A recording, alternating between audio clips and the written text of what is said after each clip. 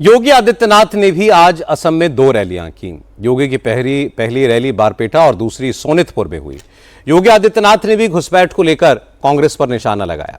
योगी आदित्यनाथ ने कहा कि घुसपैठ की वजह से असम की संस्कृति और समाज पर खतरा पैदा हो गया है, लेकिन वोट बैंक के चक्कर में कांग्रेस इसके खिलाफ एक्शन लेने की बजाय घुसपैठ को बढ़ावा देती रही है।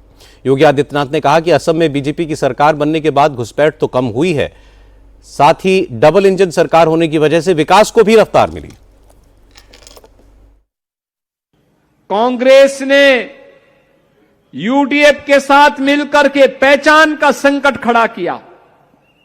यह पहचान का संकट किसी एक क्षेत्र में नहीं था, असमिया जाति के सामने, यहां की माटी के सामने, यहां की बेटी के सामने ये पहचान का संकट किसी ने खड़ा किया था।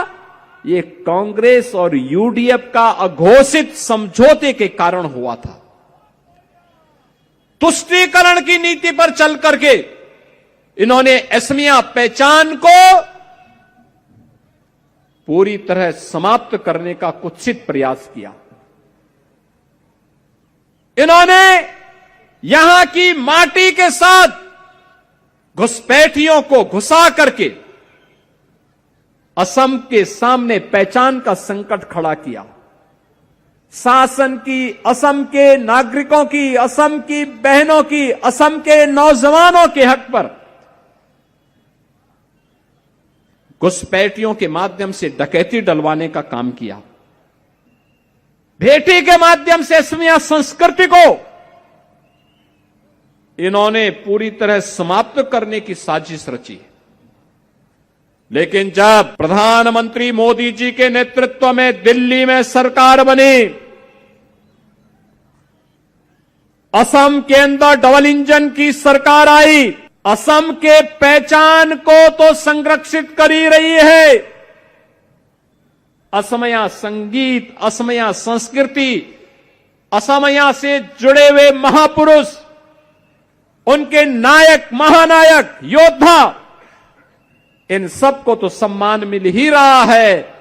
अब असम में विकास और विरासत का एक अद्भुत समन्वय देखने को मिल रहा है।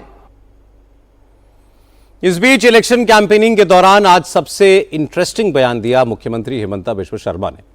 कल राहुल गांधी कैंपेन के लिए असम आए थे। उन्होंने दावा किया था कि अगर कांग्रेस की सरकार बनी तो हिमंता और उनका पूरा परिवार जेल जाएगा।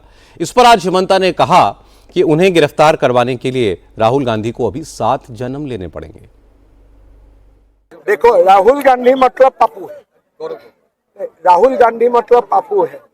गौरव गोगोई को लोग छोटा पप्पू मानते हैं। तो ये जो बोल रहा है हिमंता बिश्व शर्मा को अरेस्ट करेगा, इंदिरा गांधी को नया जन्म लेना पड़ेगा, राजीव गांधी को नया जन्म लेना पड़ेगा, राहुल को नया जन्म लेना पड़ेगा। इस जन्म में नहीं होगा तो 7 जन्म का बाद ही वो हिमंता बिश्व शर्मा का बाल बाका कर पाएगा। असदुद्दीन ओवैसी भी असम में पिछले 2 दिनों से प्रचार कर रहे हैं। ओवैसी ने असम में बदरुद्दीन अजमल की पार्टी AIUDF के लिए वोट मांगा।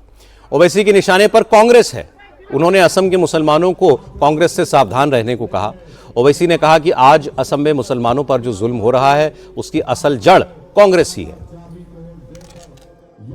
याद रखिए, कांग्रेस और बीजेपी आसाम में एक सिक्के के 2 रुख हैं। अरे ये कब शुरू हुआ?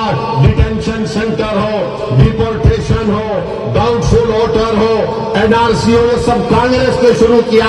इसको मुकम्मल कर रही है बीजेपी। कौन मुश्किल में आ रहा है, कौन तड़प रहा है, किसको उठाकर बांग्लादेश में फेंक दिया जा रहा है? कोई कांग्रेस के नेता को या बीजेपी के नेता को नहीं। अगर किसी को बांग्लादेश भेज दिया जा रहा है या भेजने की धमकी दी जा रही है, वो तमाम के तमाम मुस्लिम अक़लियत है जो भारत के बाइज्जत शहरी है।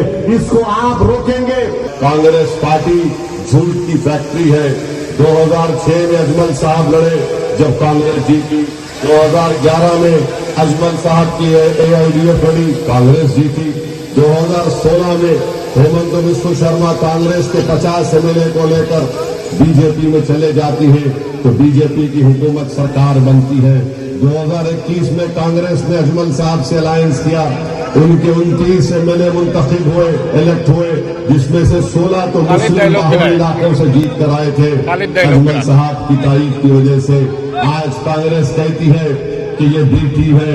याद रखिए, आसाम में अगर बीजेपी की ए टीम है तो उसका नाम कांग्रेस पार्टी है, और इसको आप जहन नशीन कर लीजिए। और अगर आप कांग्रेस को वोट देंगे तो याद रखिए, ये कांग्रेस को वोट देने का मतलब हेमंत बिस्व शर्मा को जुल्म करने की इजाजत देने के बराबर है। जुल्म का जवाब वोट से दिया जाएगा, जुल्म का जवाब वोट से दिया जाएगा। जो खानदानों को इविक्शन कर रहे, उसका जवाब वोट से दिया जाएगा। असम में ओवैसी की पार्टी चुनाव नहीं लड़ रही है, लेकिन वो 2 दिन में 8 पब्लिक मीटिंग्स कर चुके हैं। बीजेपी की तरफ से प्रधानमंत्री मोदी की रैलियां हो चुकी, अमित शाह के कई दौरे हो चुके। अब योगी आदित्यनाथ, देवेंद्र फडणवीस जैसे नेता भी पब्लिक मीटिंग्स कर रहे हैं, लेकिन कांग्रेस के कोई नेता मैदान में नहीं दिख रहे। अभी तक राहुल गांधी और प्रियंका गांधी ने सिर्फ 1 दिन असम में कैंपेन किया है। कांग्रेस की तरफ से असम कैंपेन की पूरी जिम्मेदारी गौरव गोगोई के ही हाथों में है, इसीलिए कैंपेन में बीजेपी का पलड़ा भारी दिख रहा है।